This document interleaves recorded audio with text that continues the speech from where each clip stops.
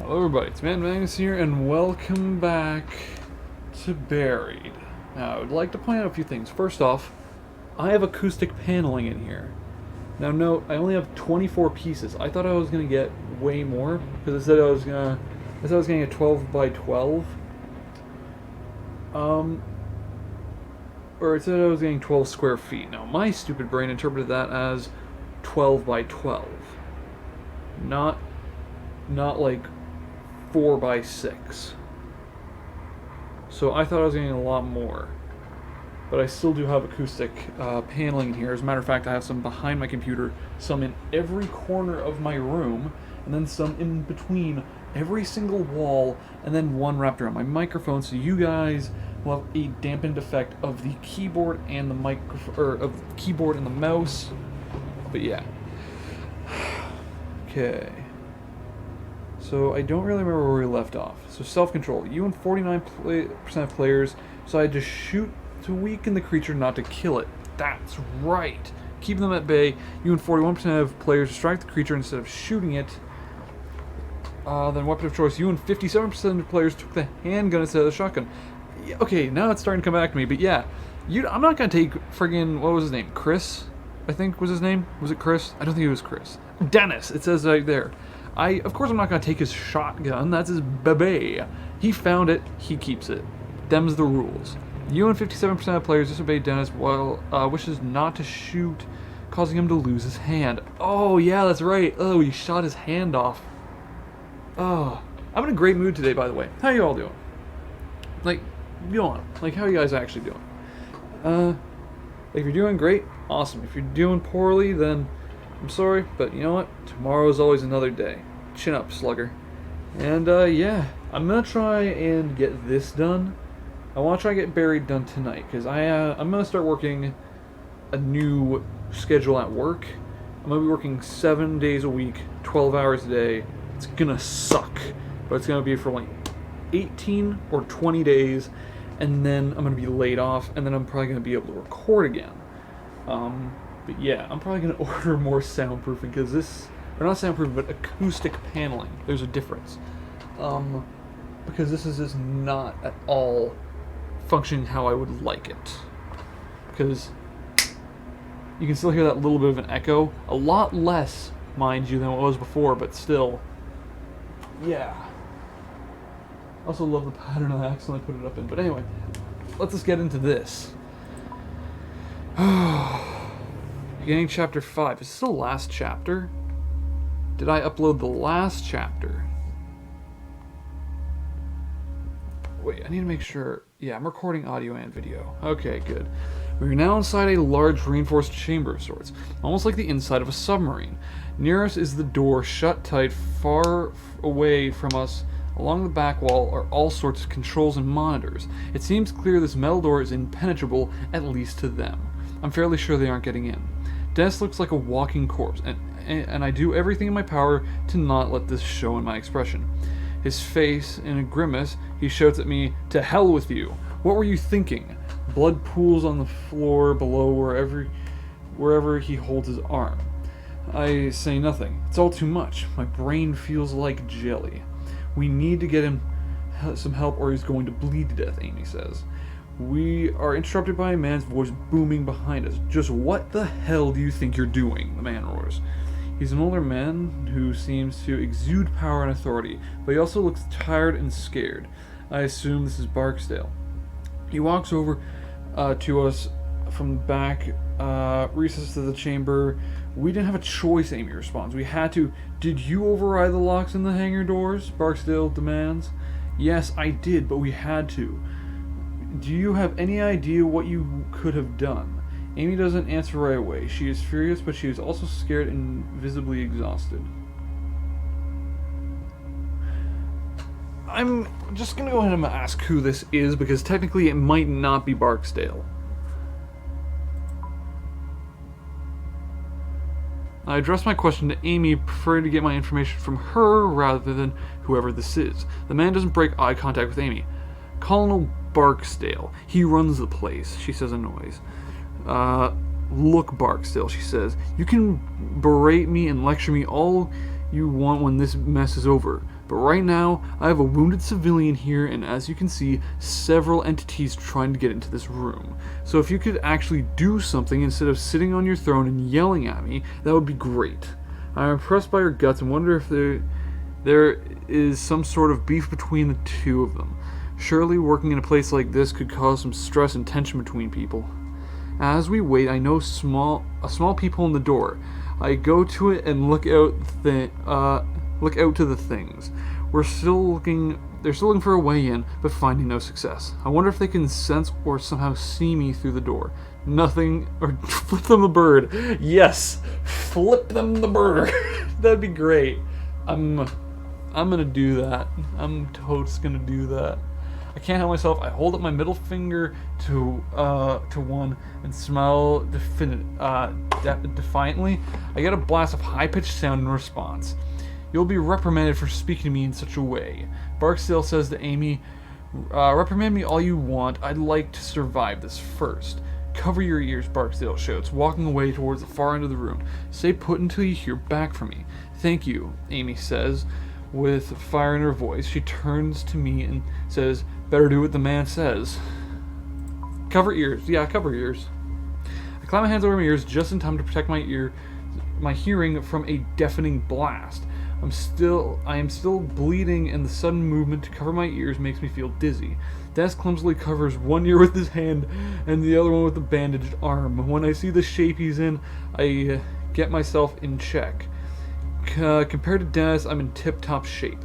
I did that. I took the shot that took his hand off. I need to make all of that mean something.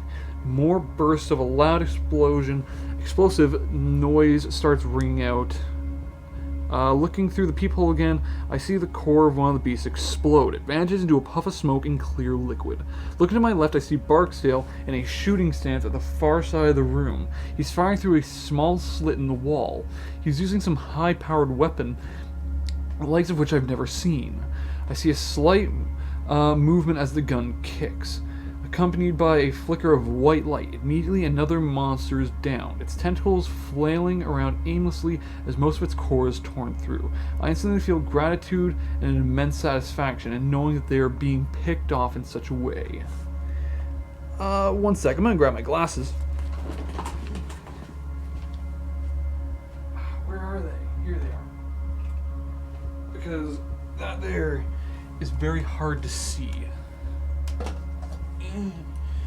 Give me a sec here. It's much better. Continue to watch, sit down and rest. If we sit down,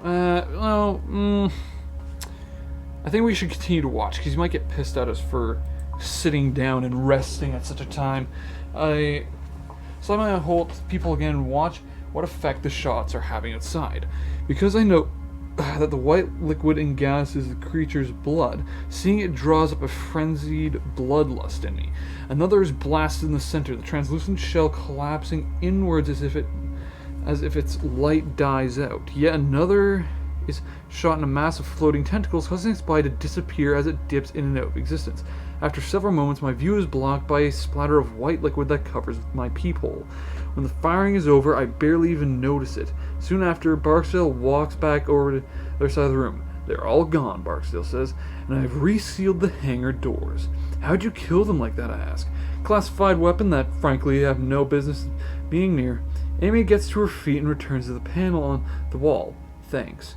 How badly are the civilians hurt, Barksdale says.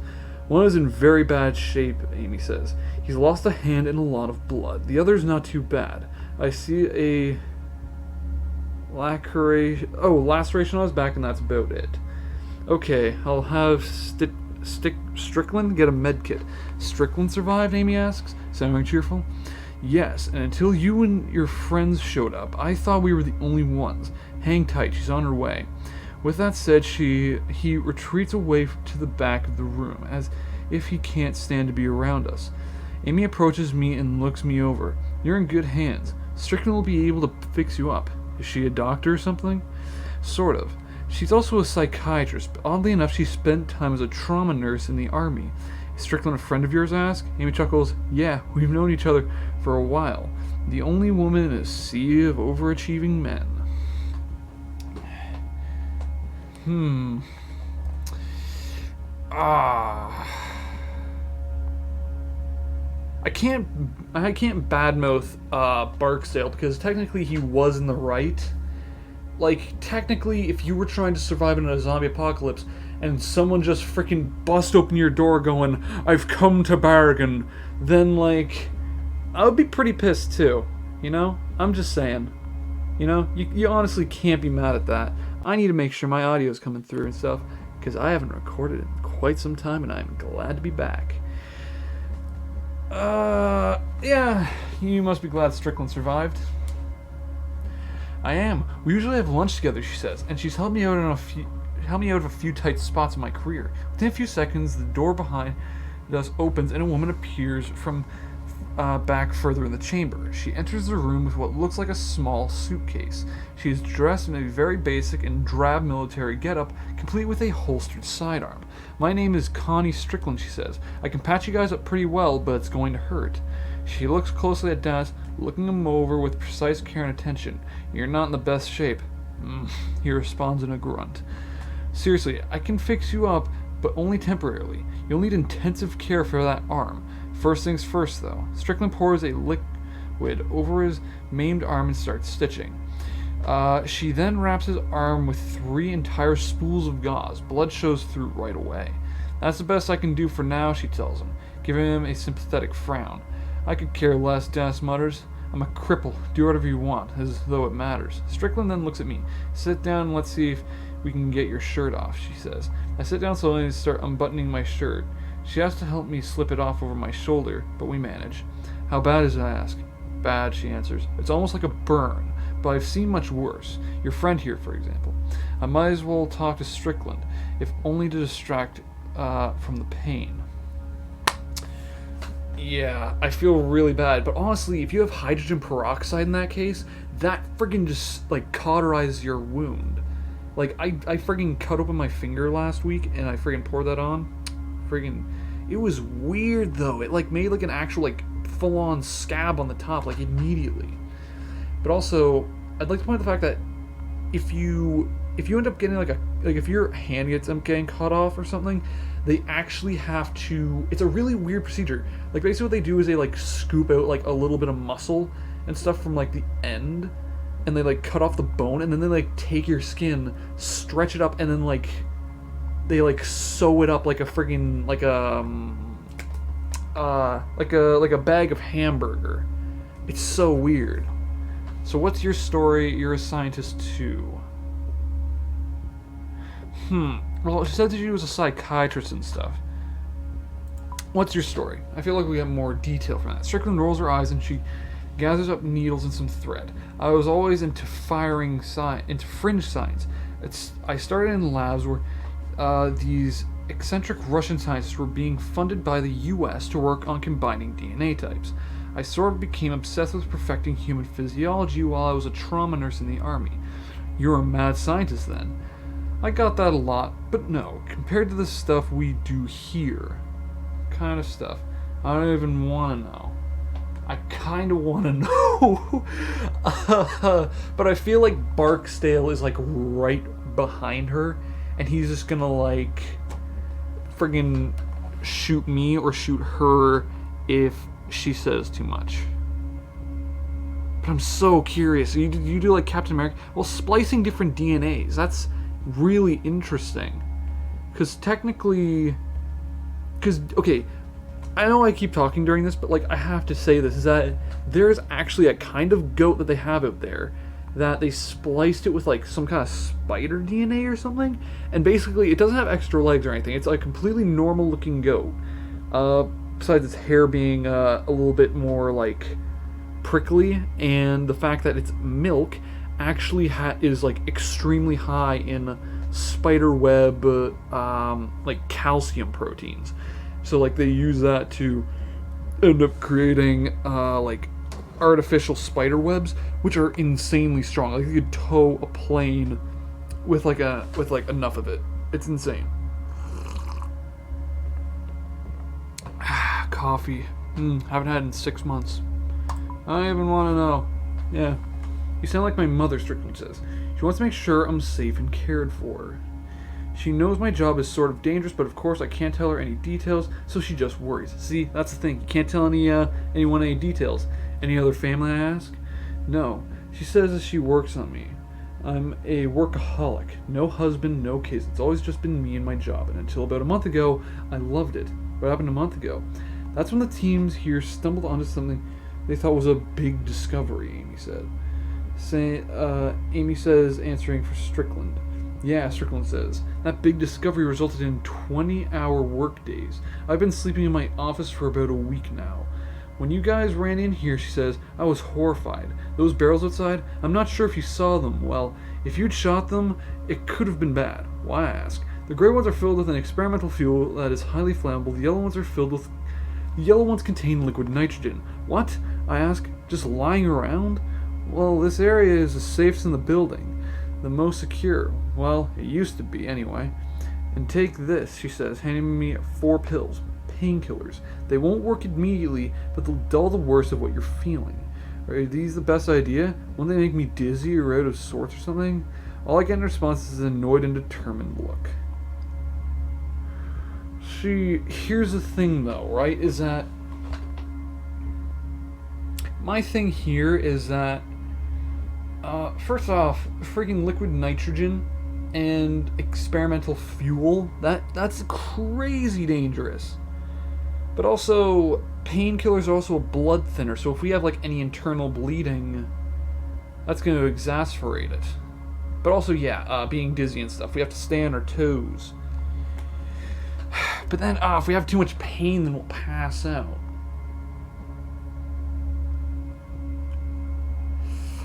I'm gonna say I'm not gonna take the pills. You refuse the painkillers. That was a thing. Really, I say, I don't want to get lightheaded in case we have to move fast. I can handle it.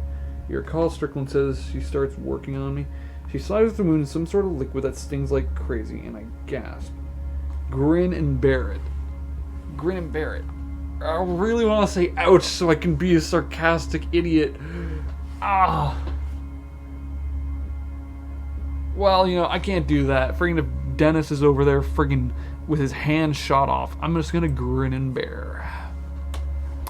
Ready to stab me yet? Strickland says. I'm fine, I hiss. I wince as she dabs at my eye. Someone from her Marcus kicked me. I grit my teeth in pain and try to catch my breath. Dennis comes out of his haziness and tries speaking to Strickland, but his words are slurred. White light from the ground, Dennis says. You think that caused a power outage? Think that brought the monsters out? Could be, Strickland says. But your crew was far enough away from the facility, or at least we thought you were. Dennis chuckles in a way that makes him sound menacing. Nope, wrong. You thought wrong. So you and Barksdale are the only survivors, Amy asks? It seems that way. Those that don't disappear into thin air were killed by those things, Strickland says, nodding to the security door. But yeah, also, I'd like to point out the fact that if it's a white light coming out of the ground, I want to say they were probably making like some kind of like doomsday weapon or something. Well, no, see, that doesn't make sense. Because I was going to say, like, if it was like white light, it could have been the weapon, right? Maybe we got too close, and maybe some friggin' drunk security guard decided to try out that weapon. I'm just looking around at my, I'm just looking up at my friggin' soundproof because the tape because the roof is like, has like a weird kind of plastic texture, or plaster, and it's like, the tape is not like sticking to it, so some of them are like peeling off, and I don't like it. I'm just using duct tape, but that's fine. How many were killed? No one else made it. How many were killed? Because we know no one else made it. I guess 30 or so, Strickland says. I'm not sure how many people were scheduled to come in today. Oh yeah, this is only happening in a day. I'm glad to see you. Where were you when happening, me asked. I was in the micro lab on level 2, Strickland replies. Park and O'Brien were in there with me and they just disappeared. It looked like they were being stretched, distorted. Then there was a ball of white light and they were gone. The ball of white light just annihilated everything it touched. Would it leave a perfectly round hole, I asked? A light bulb turned on in my head. We saw some of those up at the logging site. Yeah, I saw a ball of white too, Dennis chimes in. That was probably the same phenomenon, Strickland replies. Amy looks at the ground like a child that is afraid to ask an adult for something. Finally she asks, where did they go? We don't know, Strickland says. It could be an infinite number of different dimensions, or even some dimensions that merge and mix together. It could also be a place that exists between dimensions, Barksdale exists between dimensions. Barksdale calls it the void. That makes sense, but I thought like dimensions were like the three dimensions, right? Like if anyone in the comments knows about this, or if anyone watching knows more about this, I'm probably gonna do a little bit of research on it myself. But I thought the dimensions were like the first dimension, second dimension, third dimension, which is the one we reside in, where like there's like up, down, left, right, backward, forward, and that. Because that would make sense if those were from the fourth dimension, they could like invert and stuff. Like when we shot them, they inverted. Right? But then fifth. My brain's trying to figure that out. Like the fifth dimension. Like what would that end up being even? Because in and out would just. That makes sense. But like, whatever. I'm not even gonna think about it. I can't think about it. But in like a mix of dimensions, that makes sense. Because technically, the third dimension that we're in would be a mix of like the first, second, third, and 12th. I think is what they theorized. Because time. But whatever. Barksdale calls it the void. I'd call it dead. Well, no, not technically, because if you're in between dimensions, how is that possible? I'm very curious. We don't know that just yet. Strickland says, our understanding of space-time is evolving, especially when you start warping it like we've been doing, Amy adds. That point seems to be the end of the conversation as both women fall quiet. I wince through the rest of Strickland's stitching, feeling the tug of my skin, but thankfully no more flowing blood. Finally, Strickland says, you're good to go. She looks over at Daz one more time. He doesn't so much as stir when she rechecked her work. She's already having to remove the gauze on his wrist, and it's all soaked through with blood. The wound looks like it's starting to clot, so that's good at least. I stare at the floor as Strickland does what she can. Will he make it, asks. I'm not a doctor, Strickland says. Not really, but based on the bit I know, I'd say it's about 50-50 right now. So have you and Barksdale been able to contain all those creatures, Amy asks? Strickland appears shocked, clearly not the reaction Amy was expecting. Contain? Are you nuts? Do you know what's happening? Amy's eyes widen in fearful confusion. What do you mean what's happening? Other than the initial experiment failure, the anomalies are becoming more numerous and further from the source, Strickland says. The causal humor in her voice is now gone. Yeah, what anomalies exactly? That's more what I'm interested in. Further from the source makes sense. The doorway, she says. The pockets of exotic matter and negative matter that are letting those things in. That makes sense to me, actually. The failed experiment caused the first one, but it's of a chain reaction. They're gaining momentum along geodesics emanating from the facility. What the hell does that mean, Daz asks. It means, Amy chimes in, that those doorways and monsters are starting to appear all over the facility, maybe even the surface. Not yet, luckily, Strickland says, but the doorways will start appearing on the surface and it won't stop there. The anomaly's reach could extend infinitely as far as we know. Those entities will appear on the surface in other states, other countries. Holy shit, I say. You mean the world is going to be overrun? The horror of the past few hours has made me ready to believe anything, but this is almost too much. Unfortunately, yes, Strickland says. My God, Amy says, stepping back. Isn't there anything we can do? There is a last resort, Strickland says, her eyes darting over to Barksdale at the back of the room. There's an emergency fail-safe switch. What? Amy says. I've never heard of that. Where? You weren't cleared for it, Strickland replies. That switch, Amy says, is that a way to stop it? Yes, Strickland says, seeming uneasy with the conversation. Why haven't you hit the switch already? What does the switch do? I can understand why they won't hit the switch already, because it could, like, shut down all this research. And really, like, I mean, it could, like, prevent, like, teleportation or whatever the hell they were working on infinitely. Sorry for the language there, but, you know, this series has me cursing already. What does the switch do? That's more of an interesting thing to ask. But I would also like to point out that it's pockets of negative and positive energy or mass. That's the thing. Antimatter and negative matter or negative mass are not the same thing. For instance, if you were to basically slow time to an absolute crawl and look into space, you'd be able to see things blinking in and out of existence, like literally, like infinitely small nanoseconds. Basically you'd see like these little things that look like stars popping in and out of existence, but it's basically positive and negative matter popping in, then colliding, and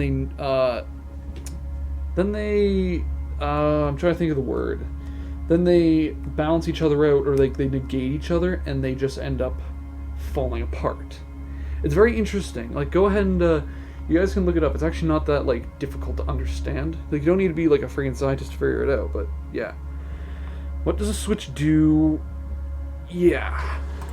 But yeah, that would make sense for positive and negative matter, because that's what Hawking radiation is. The switches are eraser, she says. It will destroy the entire facility and terminates any systems or experiments that are being conducted. It's also an emergency shutdown switch for interdimensional travel. It puts an event horizon around the facility.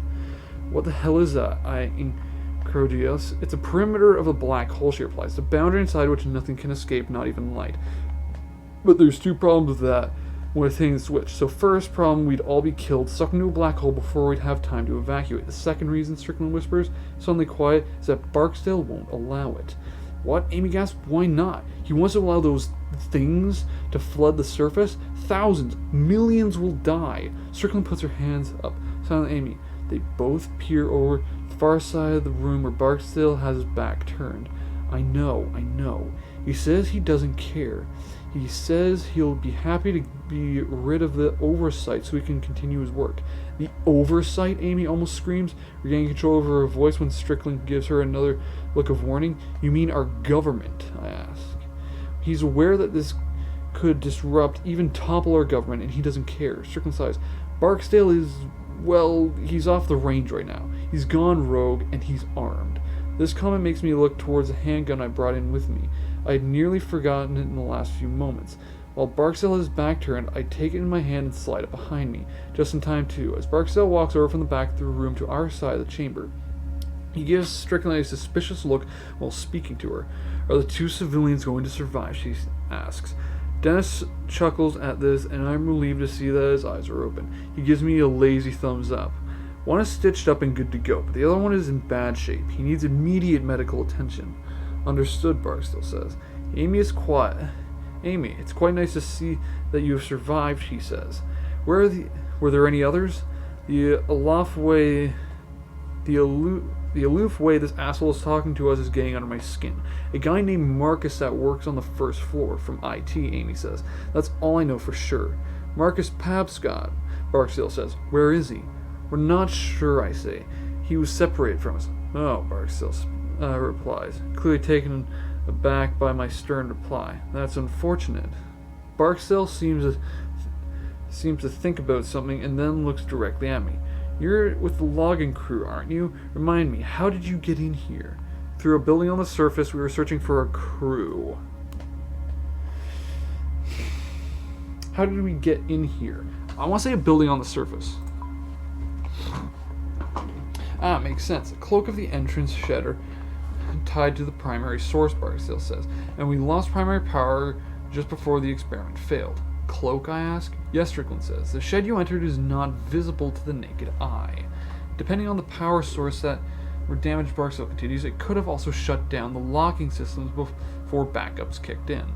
Everything is starting to make sense now. From the very start, it had seemed peculiar that we were so easily able to walk into a place like this. Where's the rest of our crew? What caused the experiment to fail? I don't want to ask too much, because once again it said it seemed like he was suspicious. But the rest of our crew, it mentioned, I think at the beginning, that we saw one of them enveloped in a white light, so technically they could be in like another dimension. And then what caused the experiment to fail is also extremely interesting. I want to know what caused the experiment to fail. Your crew hit one of our main power lines. We aren't exactly sure how, but we know that's what did it. You're trying to blame this all on me, I roar. The timing was unfortunate, Barksdale says. So where's the rest of our crew? I'm very curious about that. I don't care about what the plan is. Your crew, Barksdale says, Frank and Joe, they're gone. Gone? Gone where? Dennis asked, his voice trembling. They were annihilated by antimatter pockets created during the failure. A bright ball of light destroyed them. In the aftermath, all you'd see would be a round hole in the ground. Barksdale says this like he's sharing yesterday's sports scores. I let my face crumble into my hands. I had expected this. All this time, they were already dead. Behind me, Dennis lets out the beginning of a sob. Damn it, he mutters, over and over. So, Amy asks, what do we do now? Now it's time to continue our work, Barksdale says calmly, turning away to the instruments near the wall. I won't say he's crazy. You know what? No, he's pretty crazy. He's pretty crazy. Like, why? Why continue your work even though literally everyone is dead? There, like, literally you have, like, the one person who has knowledge of the experiments, and you. Water. There's a lot of talking that goes into these. But, like, you only have one other person. Literally a pocket could open there and they could get in, and you'd all be dead. Right? You have a doctor and then 2 freaking wounded lumberjacks. There's literally nothing. There's like. Actually, you know what? He has a powerful gun that can friggin' invert matter, so I probably should just keep quiet. This guy sounds like a complete lunatic, but he's a lunatic that's accustomed to power and armed with some type of advanced weaponry. Exactly.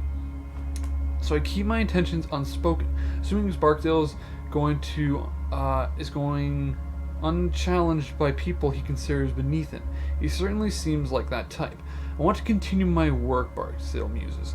Other researchers will eventually discover what we have, sure, but I want it to be me.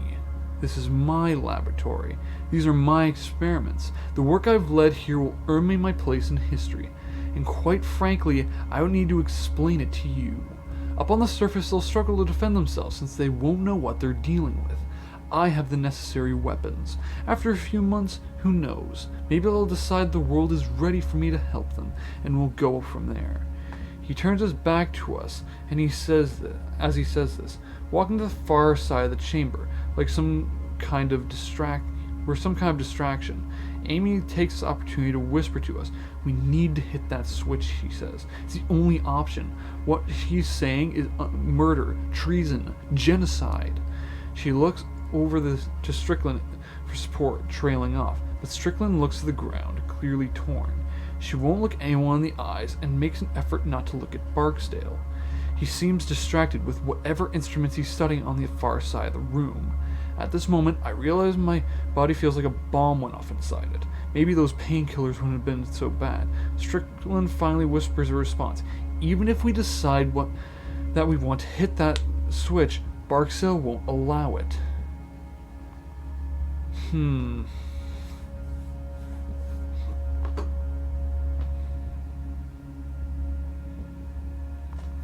So, I need a lot of water. I'm like losing hydration like crazy right now.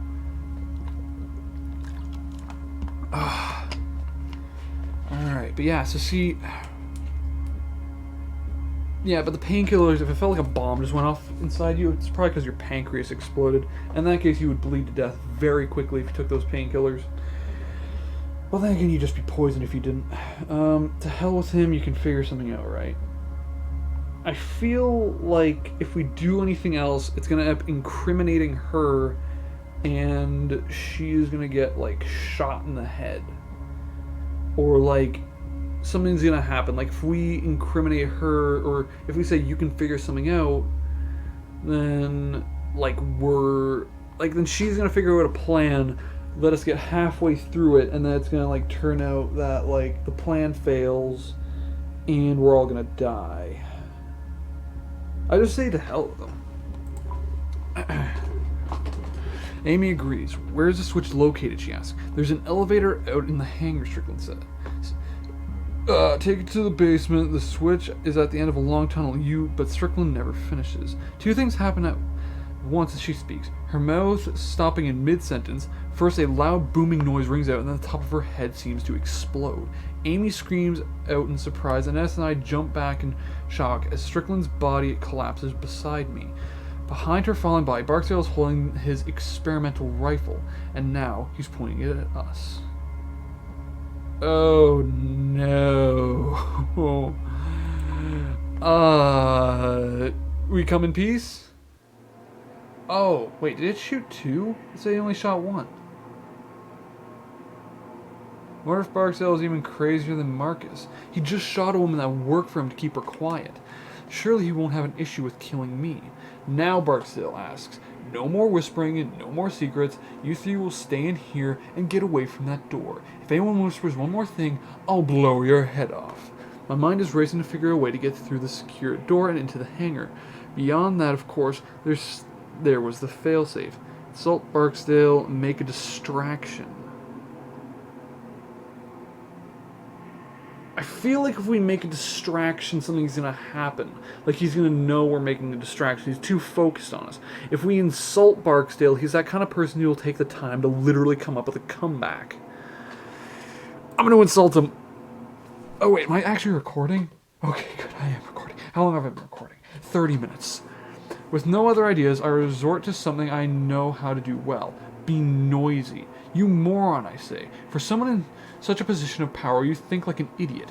Kill me. Go ahead. But then you'd better get someone out into those woods to move my equipment. You really want the police snooping around a wrecked logging site for missing loggers? If someone as dumb as me found my way into this little hideout, my rant is having its intended effect. Barksdale's teeth clench and rage fills his eyes. You're a fool, he shouts. You don't have the slightest idea how difficult the work we do here is. How advanced and world-changing. Okay, see, like, here's the thing, though. Like, now at this point he's pissed, so he might actually end up shooting us, but he knows that he can't. If he shoots us, then literally what we're saying will end up happening. The police will come around, and yeah. Alright, time it's 10 effect. Barksdale clenches teeth and rage fills his eyes.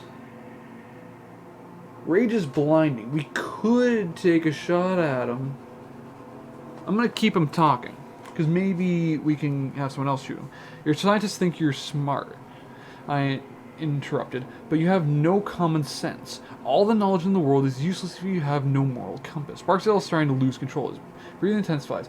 If you think for one moment you could, as quickly as I can, I raise my gun and fire. I don't even take aim, I just fire in Barksdale's general direction. Barksdale takes off running as my shot misses wide. He runs for cover to the back of the room. That's all we need. Amy also fires a shot to keep him under cover as we head for the door. Amy pushes a button and the door swings open. Barksdale will be on us in a second. So we dash out into the hangar ready to defend ourselves. Nice. Got out. Oh wow, that's an interesting picture. I'm gonna get demonetized for that, most likely. All three of us run as fast as we can through the rows of barrels. Right away, though Barksdale's gunfire separates us, I hear a shot hit nearby as I dive down and realize that neither Dennis nor Amy is with me. I hear Amy cry out from elsewhere in the barrels. Peering through the barrels closest to me, I can see Dennis. He's crawling slowly on the floor 2 rows away from me. Seeing him move so slowly, I can't imagine how he's finding the strength to do even that. Stop this nonsense, Barksdale yelled at us. You've got a good mind to shoot. I've got a mind to shoot the fuel and kill all of you. It's then that I realize that not getting away from these barrels may be our death sentence.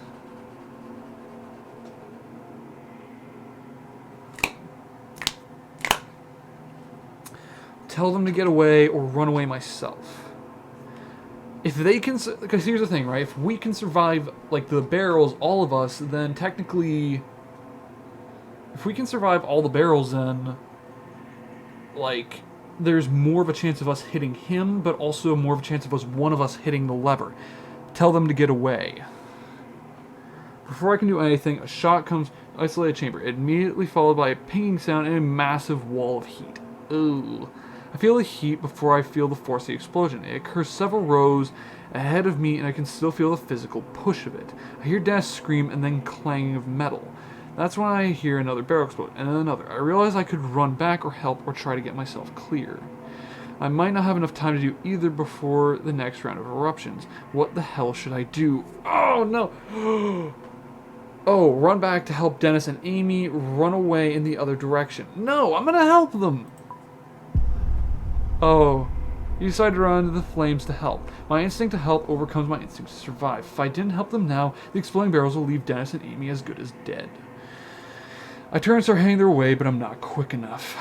Yeah, another barrel blows us up between us and throws me back across the hangar floor. My face and arms scream with unimaginable pain of deep burns as I am lifted from the ground and tossed forward by the explosion. I slowly muscle myself off the ground and try to regain my footing. My entire body feels sore, begging me to just stop. When I look back for Dennis and Amy, the scene is not promising. Neither of them seem to be able to move on their own. Dennis is lying flat on his face, unmoving. Amy is about 20 feet away from him. She's wailing in pain and clutching her leg. Behind them, I see Barksdale looking for a shot through the flames and evaporating liquid nitrogen. I fire off a single shot just to get him to duck back down. I look back out to Dennis and Amy to see the fire nearing the fuel barrels. I can maybe keep Barksdale pinned down long enough to pick them up one by one and help them walk to the elevator, but more barrels could blow any moment. I might have only time to save one. No! Oh, my friggin' acoustic paneling's also falling off at this horrible sight. How many pieces? One right above my desk and one above my door. Oh no. The tape is not helping. I'll be right back. It's not enough. I'm sorry. I know this is like, you guys came to watch me play video games, and yet I'm like friggin' trying to get this all to stay together. I'm really sorry. Hold on. Give me like 30 seconds. God damn. Damn duct tape. There we go.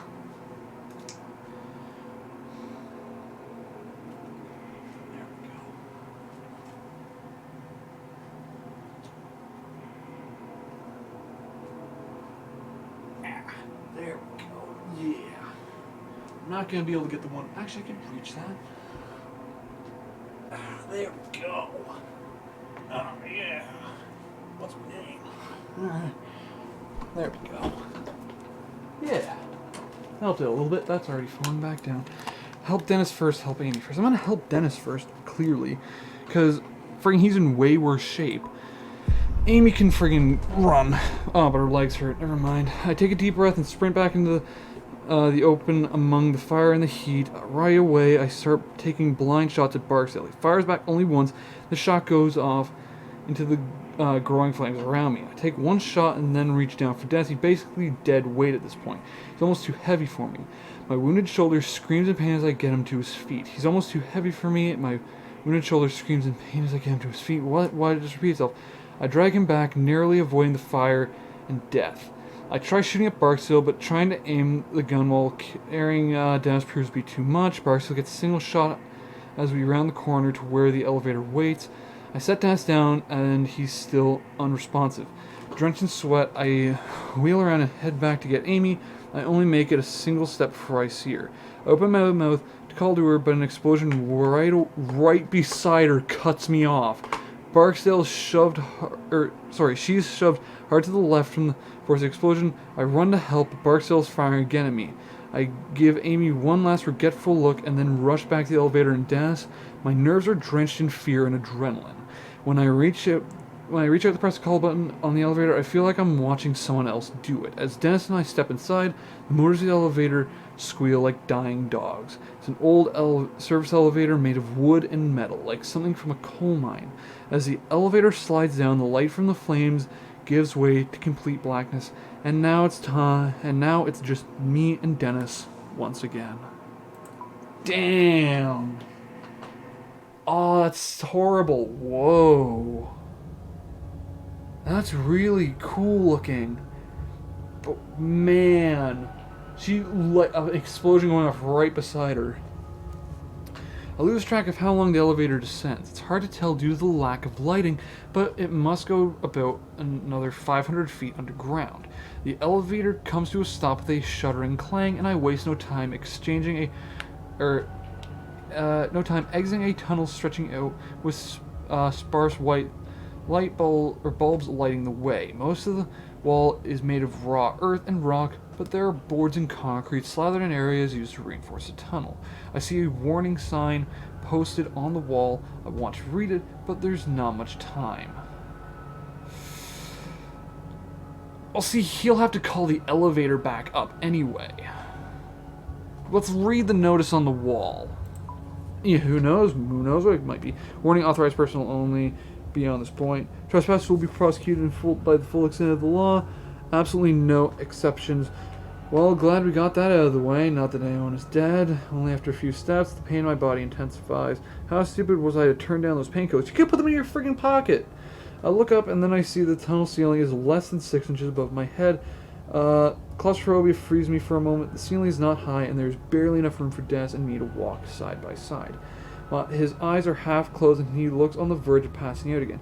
It's okay, I tell him. We're almost done. A little further, okay? He shakes his head and he says, I'm sorry, Roger, but I don't think I can go any further. I lower him to the floor as easily as I can let him rest. I'll be back, I tell him, hoping it's true. The switch should be down here somewhere.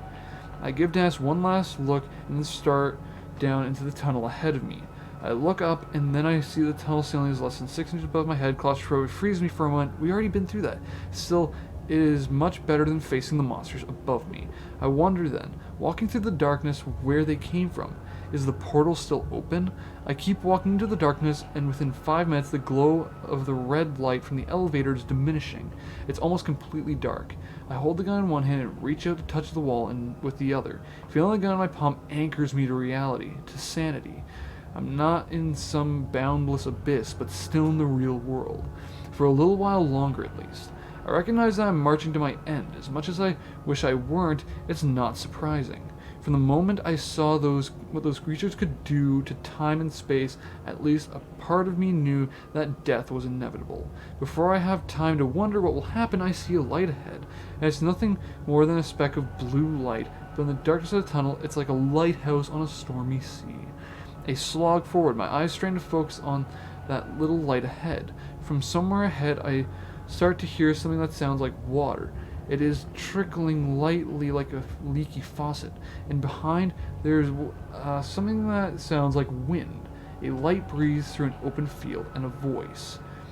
Anywhere else this sound would have been pleasant, but here in the blackness of the tunnel, they're menacing. I am literally not going to say anything. Oh, but what if it's Amy? What if it's Amy? Oh, no. I need to think about that for a hot sec, because technically, if it's Amy, we could... Well, technically she's going to die anyway. Because we're all going to get sucked into a black hole, basically, unless there's, like, a second way out. Like, if they have another Oh, shit, my glasses just fell in my coffee. Sorry. I was, like, just, like, rocking them, but yeah, like, unless there's, like, a teleporter down here. But if it's Barksdale, we're probably going to get shot in the head. So he said he heard a voice. I don't trust that. It could also be just him hearing things. Stay quiet. Stay quiet. I don't make a sound, instead trying to make sense of what's going on around me. Very good. I cock my head trying to concentrate and realize I can see the tunnel walls now. Yep. This is odd, as I wasn't able to see them a few seconds ago. This is different from the blue light at the end of the tunnel. It's then that I see the lights shimmering in the air. It looks like a foggy mirror steamed over after a shower, and it's moving, dancing in the air like abstract firefly. It's not menacing like the creature, so that threat is null. It's peaceful, serene. I watch the shimmer branches out and becomes 2, then 3, then 4. They snake out in different directions, tracing the tunnel walls. Are these shimmers the door to other dimensions that Strickland was talking about? Suddenly I'm surrounded by light above and below, and I realize there's no avoiding it. The question is, how am I going through?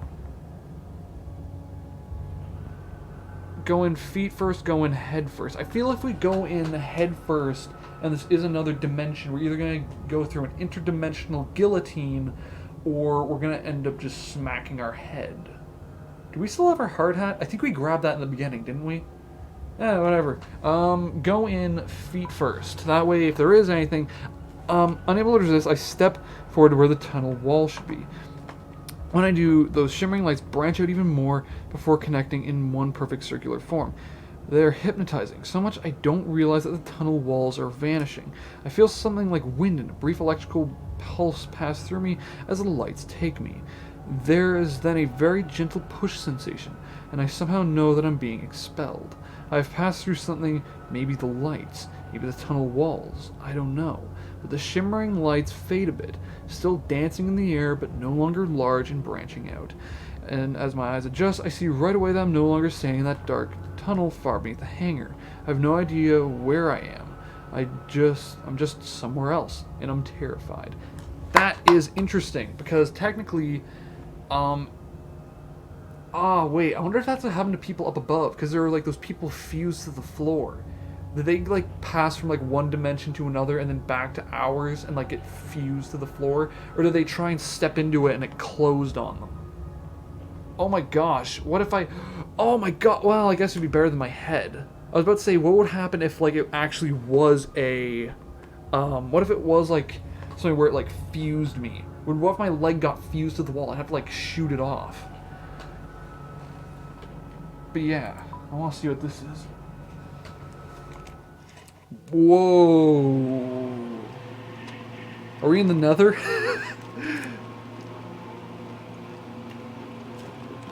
The ground and I land on looks like hot coals. There are dips and many cliffs breaking the landscape ahead of me. There's a wash of orange and blue overhead in the sky that makes no sense. It is both beautiful and terrifying at once. A scattering of stars hang overhead, and they all seem to be breathing, pulsing with a gentle energy as if alive. I can't tell if there are clouds in the sky, because everything about it, from the color to the trembling horizon line, seems to be amorphous. Everything is knitted together, living. I stare a moment longer, and I swear I can feel the sky breathing. Far off to my right, I see what looks like a plume of fire, small yet bright, with no source of fuel. It looks as if the ground itself is creating the flame. Several more of these flames dot the landscape further out. The air is thick and muggy. Then I realize something horrible. I don't know what if I'm breathing here resembles air at all. In a place like this, one of impossible beauty, but also very stark horror. My mind doesn't know what to do. A wave of nausea comes over me, and I think I might be sick. I'm not sure if it would be better to fight it or to give in. The white light that brought me here is nowhere to be found. Is anyone even here? Is there any way to escape? That's really cool, because you may have just been transported to another planet or another plane of reality. I don't believe in, I don't know, other dimensions, I think is like a wrong term. Another plane, well, I guess another plane of existence would technically be more correct than a dimension. Like, we're on the third plane of existence, because we have 3 dimensions, but like, up, down, left, right, but technically, like, a plane of reality would literally be like 1, 2, or 3, while a different dimension would be like the nether or the end from Minecraft. Yell out for help, look around the area. I think if we look around the area, that would be better. Because if we yell out... Well, what? Barksdale gonna be here? Yeah, I'll yell out for help. Who knows? Take a deep breath of whatever otherworldly gas is filling this place and belt out as loud as I can. Hello? Hello? Is anyone there? Anyone? I hear a voice in response. It is faint, distant. I turn and hear it coming from one of the massive crevices along the ground. Inside the crack, about 10 feet down, a very pale man lies on a ledge. He is human, but looks close to death. He is in the center of a large pool of blood, and his left leg has been twisted and torn in an unnatural way. As I walk to the ledge, he looks up and sees me. Help me. Please, the man says. His eyes are wide, although everything about him speaks of weakness. He is close to death, or insanity, or both. Who are you? I'm Dr. Kana. He's trying to get out. I work in the facility. Please help. I want to know more, but it seems cruel to steal what looks like his last breath to answer my questions. I'd love to, I respond, but I don't know where the hell I am or how to get back home. The light, he says. It's a doorway. It may take you back to the facility. Where did it go? They come and go. They'll be back. Now please help me. I desperately want to, but there's no way I can reach him. His ledge is too far away above the pools of fire. I don't think I can get down to you, I say. not what I mean, he replies. His eyes are on the handgun that I almost forgot I'm still holding. I realize what he wants, and I shake my head. I can't, I say. I can't do that. Please, he pleads. Those things, they have the others that came here with me. I got dropped along the way. They'll be back. They'll be back and they'll kill me. That, he says, again indicating the gun will be quicker and less painful. I can't, I repeat. Please, look at my damn leg. I'm dead anyway. I'm about to refuse him again when I hear an all too familiar static sound. Oh no. From another crevice behind him. I hear another one of those shrilling noises and then watch as one of the monsters materializes up out of the neighboring crevice. Two more come out after that, then a third, then 5, then 10. Soon I lose count as they just as what was just a few turns into a flood, and I suddenly understand the man's response. Reasoning. A bullet would be a mercy. I check my gun and see I only have one round left. I can use it on this guy, but I might need it for myself later. You might need it for yourself? What? From beside me, the man pleads again. My God, he says, a waver of lunacy in his voice. Please. Oh, see, this really sucks. We might need it for self-defense, like hold off one guy. Or like, we might need to shoot Bark still if he comes after us, right? But if I shoot him, I feel like this is gonna be a huge turning point in the story. Depending on what we do, it'll depend on what dimension we go to next. Oh no, I got to. Yikes! He chooses to shoot the man. I look back at the man and wince. I know it's the right thing to do, but my finger resists. With a roar of disgust, I level the gun towards his head, turn my eyes away, and then pull the trigger. And I end up missing. I'm just kidding. The aim is true. The man crumples lifeless to the ground, and then I see the shimmers wavering to my right in the direction I originally came from. I look back to the monsters and see that they have now noticed me. Some of them begin floating up the walls of the crevice. There are less than 10 feet separating us. The shimmers of white light are within arm's reach. Its movements reminding me of a fish in an aquarium. I reach out and feel myself accepted by them again. I feel a sensation of wind and wait for the feeling of being pushed out back to the tunnel of silly, but it doesn't come this time. This time I feel something else. I feel a tugging sensation that seems to want to drag me in all directions at once. As the world goes dark, I realize that I am somewhere else, and it's not the darkness of the tunnel. This is the darkness of a total void. Wow. This is a long chapter. Did my game crash or something? Oh no, it's not. There's darkness around me, everywhere. Nothing. I feel nothing under my feet, nothing to my size. I can't touch or sense anything at all. I don't even know which way is up or down. It's as though I am all that exists. And as I remain here, I just hear silence, not even the sound of my heartbeat. The blackness is so deep that I feel I can't distinguish between my thoughts and what is real. I hear screaming, but I can't tell if it's someone else or my mind screaming to fill this void.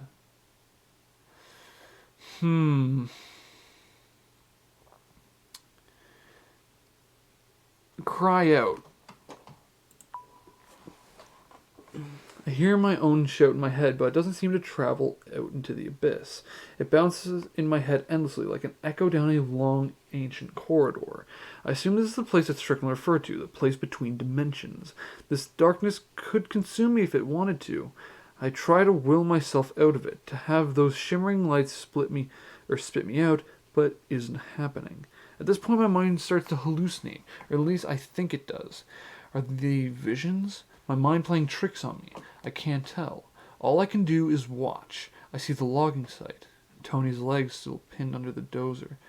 I feel a pang of regret that I left him here in such a state. I see myself talking to Dennis, and he looks distraught as I tell him that Tony's gone. Then the scene rearranges itself, and I'm standing between Dennis and Marcus's gun. It changes again, the shape of Marcus lies on the ground, still hell-bent on revenge even after I let him live. In my mind, I'm sobbing as I shoot off Dennis's hand, trying to convince myself it was the only way to save him, but he'll never forgive me. I try to let out a scream as Dennis and I watch Amy get blown apart by the barrel's explosion, but there's still no sound.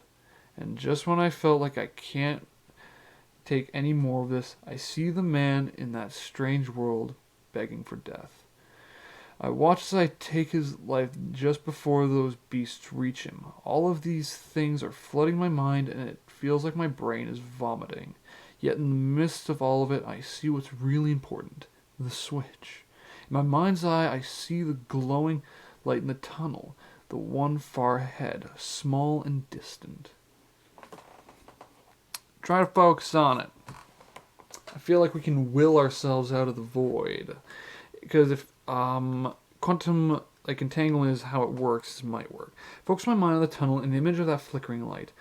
With a mental force so strong that it is nearly a physical motion, I make myself envision that little light in the tunnel as if it were right there in front of me. With that, I feel the wind again, a light breeze that seems to come from everywhere, and with a relief that I can only imagine feels like death, I move forward. I'll admit, I've had that feeling, like the actual... Oh, my freaking sound panels are coming off again. How's everyone falling in that direction? And how are you falling off? You have more tape on you than anyone else. I didn't put tape on that corner. I don't know how you're staying on so long. But yeah, I've had that feeling before, and it's a doozy, because I freaking had a dream that was so nice, and it literally felt like absolute bliss. Hey, we're back in the tunnel.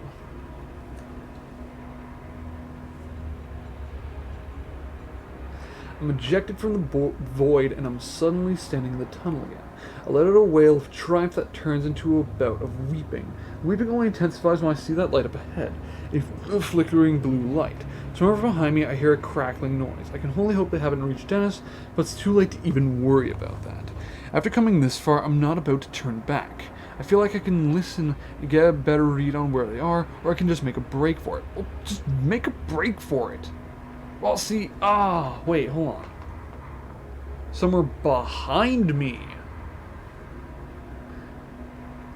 Somewhere behind you. Just run to the blue light. I don't even bother looking back. There's no time. Exactly. Instead, I run with all my might straight ahead. My focus on that little blue light ahead of me. As I run, I see different light, a white one, flickering in my peripheral vision. It's another one of those shimmers that go to other worlds. It seems that they're appearing and disappearing with more frequency now. Positive, negative matter, by the way. Strickland was right. These things could reach the surface soon, unleashing more monsters. This thought makes me refocus on the blue light, the man-made light, the switch. The blue light gets closer, and as it does, I can make out a square shape around it. This has to be it. The familiar static screaming of the monster is much closer now. I have to be quick. I grip the gun tightly, regretting my decision to use the last bullet on the man in the other world. Looks like all I'll be using this for is a bludgeon. I run ahead into the darkness, my eyes locked on the switch that I assume is going to kill not only the creature, but myself as well. As I approach, I see the lever. It's covered in a glass box that I will need to break. The blue light is directly beneath it, highlighting a series of tubes and wires that snake into the inner workings of the device. In the middle is blackness, not like a darkly colored part of the machinery, but just a hole in reality. It looks like some kind of illusion. All the while, I can hear the static of the creature coming up dangerously close now. I have no idea how much time I have. Smash the glass, clearly. I draw the stock I draw back the stock of the gun and smash the glass that houses the lever. The glass shattering is like music to my ears. I reach out to my level for the lever, my hand grasps it. Without warning, I feel immense pain course through my body. It feels like fire racing down my back, causing me to fall to one knee in agony. There is only one of them that I can see. It blasts horrible static noise at me as I ready my gun. With no bullets left, I'm ready to use it as a club. I try to strike it, the monster bats the gun away, warping it into an S shape. It then follows up by swinging its appendage at me. The sting of its touches forces me back against the side of the cavern, my face striking the wall hard. My jaw crunches and I feel a sharp pain encompass my head. Then the creature is upon me again. The tentacle melts into me and I scream. I can't help it. I sound like a wild animal. I can try to keep fending them off, or I can Go for broke and focus on the lever. Creature be damned. Oh, see, we could try and kick it in the core, but then at the same time, I don't feel like that's going to work. Spring for the lever. Just spring for it. Just go for it. Go for broke. Pull my strength with my legs. The moment the monster in front of me draws back its eel-like arms to grab me, I pivot backwards. My back strikes the machine, sending agony rocking through my body. I'm so thankful I broke the glass before this moment, before the coming violence. I stretch out and grab the lever. With one last desperate scream that shreds my voice, I jam it down. The tunnel is suddenly filled with a flash of intense darkness. It expands from the switch, swallowing the matter around it. At first, I'm sure this is the end of me. I expect the darkness to consume me, followed by death. There's another shimmer of dancing white light appears next to me. There are more of these streams of light rips in space like the ones that previously sent me into that other ungodly world in the void. With nothing else to do but die, I try to escape into the shimmer. When that stream of light envelops me, the expanding darkness of the switch is gone, and I feel a huge push. Nice. Sip of coffee time. Whoa! Did we become a celestial? My body feels stretched, collapsing, like I'm falling in all directions at once. That's weird. This world goes white, and then there are pinpoints of stars everywhere. One of them breezes directly by my right, and I see something that looks like a spiral galaxy distorted in its folds.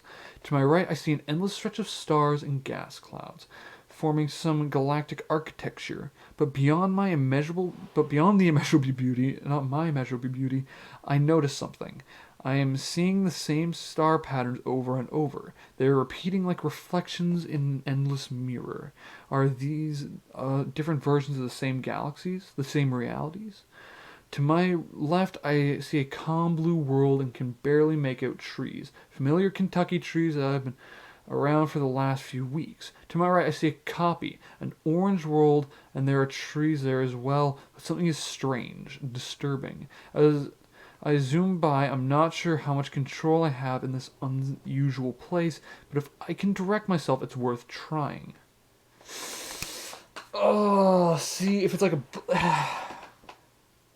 I'm a very curious person, you know? And that's like screaming like, go to the orange planet, right? But at the same time, it's like, go back to the blue planet.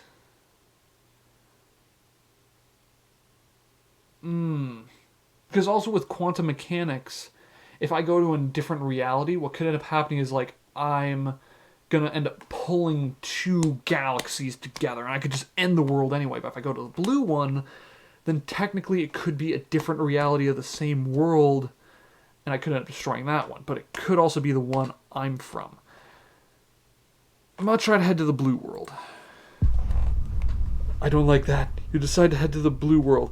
I try to focus my mind on heading towards the blue world, not knowing what to expect. My breath escapes me for a moment. Everything is dark and peaceful, and nothing hurts. Oh? Did we die? Should I have chosen the orange planet? Hey, we're back at the logging site. Did we go on a time loop? Is it all but going to start again? Oh no. With breath back inside my body, I gasp and open my eyes. I'm back at the logging site. Oh, my soundproofing just fell off the roof. How? I'm not sure. Did the shimmer react with the implosion of the switch? Some other accident? I have no idea. I sit up right away and become instantly dizzy. Dennis, I say. There's no reason to think that he survived whatever happened in that tunnel, but there's some sort of certainty that gets me to my feet. I wonder if I'm somehow back in time, before we found the facility. But what happens next makes me realize that can't be true. Start walking forward, I feel a tremor in the ground. Somewhere off in the distance, I hear a metallic groan. The buried facility.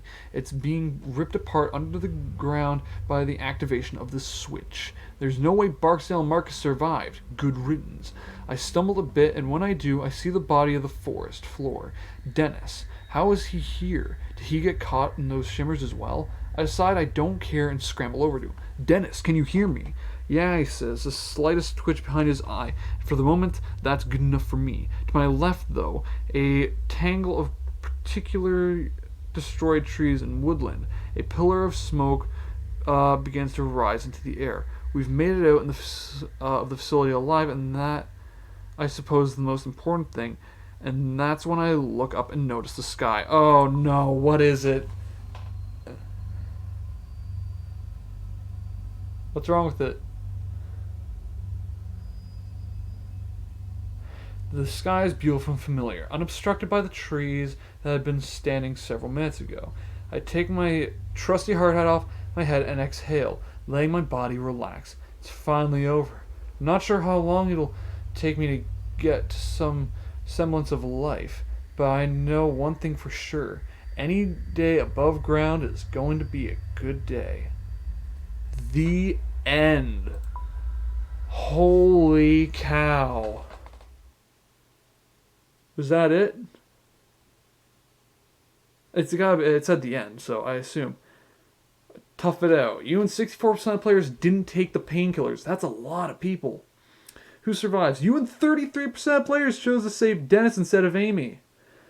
You and 30% of players mercifully killed the man who asks for death. Wow, yeah.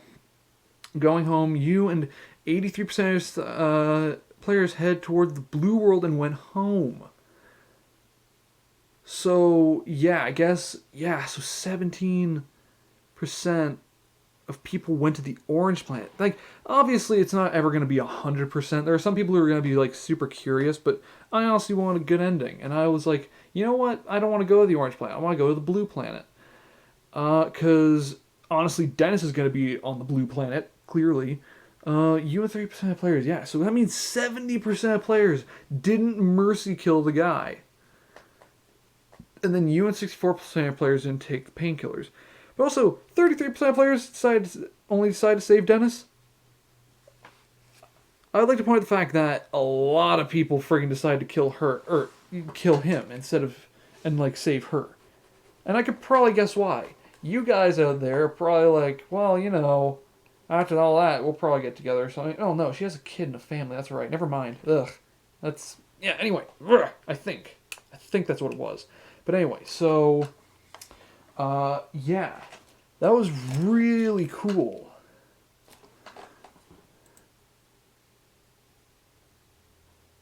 What's going to be after this? Going to be credits? Oh, if you'd like to test out the beta version of our upcoming game, sign up to our newsletter. Thanks again, or restart. No, I'm going to enter my email. That was really cool. That was really awesome. I want to know if they come up with any other games. Oh, wait, what the heck? Okay, but yeah, I want to see what other kind of games they come out with. So I'm totally signing up to their newsletter.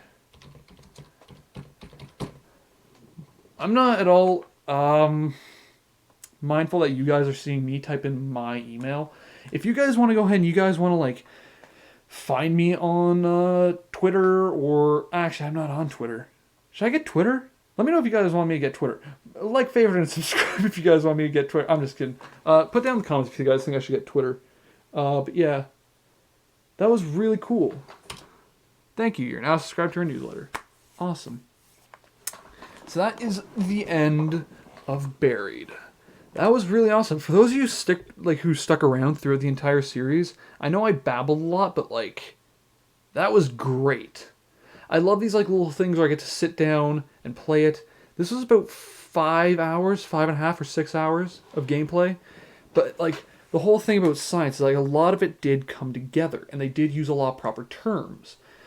But that does make sense, because technically an event horizon is literally the outside of a black hole, right? While a wormhole is a little rip in space-time. I don't know if I guess a black hole, nothing would be able to escape that. But then technically a wormhole, I guess it would be able to stitch together if they went into each other. That makes sense. But how did I guess he got like sucked out by a shimmer. Maybe he got sucked towards the black hole and just friggin' got sucked into a shimmer instead. That was awesome though. But yeah. So yeah, Marcus and what's-his-face both died. So yeah. That's really cool, though. But also, I'd like to point out the fact that we literally opened a friggin' black hole inside, like, the friggin'... Where did they say we were? Texas or something? Whatever it was. We were somewhere, and we opened a black hole on a planet. So, could have killed everyone, but they obviously knew what they were doing. So, yeah, that was a lot of fun. Thank you guys so much for sticking around the entire series. If you liked it, hit the like button, supports the channel. This was honestly like one of the best series I've played. First off, to completion, but also it was one of the best like little story games I've played in a long time because I played quite a few story games. I played Half-Life and I played like a few other games, but like this here was like the most intriguing because you got like this is like the first game I've played where your decisions really matter.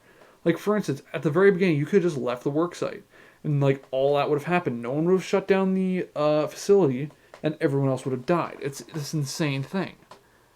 So if I just hit restart, what's gonna happen? Is it literally just gonna restart me? There's an interactive story. The plot will change based on the choices you make. Yeah. So if you guys want to... Oh, the story's broken into 5 chapters. I didn't even know. Play straight through or at your own pace. There's no waiting and no pauses. Enjoy and choose wisely. That was a great series. I can't wait to go ahead and upload this. Edit, upload, and just get it up here. And this will be the first completed series I've actually done on the channel. I do have another horror game picked out. I'm so excited about it because I literally have been intentionally hiding every amount of information from it. Basically what I know is that you're a cyberpunk detective. That's it. Like, you're a cybernetic, like, you live in, like, like, you literally live in the future is what I'm trying to say. It's so cool sounding. And, like, I looked it up and, like, no one's done videos on it or anything. So I'm going to be, like, one of the very few people who's played the game. It's not new. Apparently it came out, like, 3 years ago or something. But yeah, I can't wait. And yeah, I'll be seeing you all soon. Thank you all so much for watching the video. If you like to hit the like button, supports the channel. Don't forget to subscribe, helps the channel grow. And I can continue doing stuff like this for you guys. For right now, we're actually up to 26 subscribers. And I would like to thank my friend Jacob, who ended up subscribing, the Daydream Cub. But yeah, that was awesome. And what else? I'm probably going to end up getting a second shipment of freaking soundproofing because this is not enough. And I'm going to get, that's like some proper affixing tape. And like a proper setup. But yeah, that was awesome. Thank you all so much. Share it. It helps the channel grow. And I'll see you all in the next one. Later.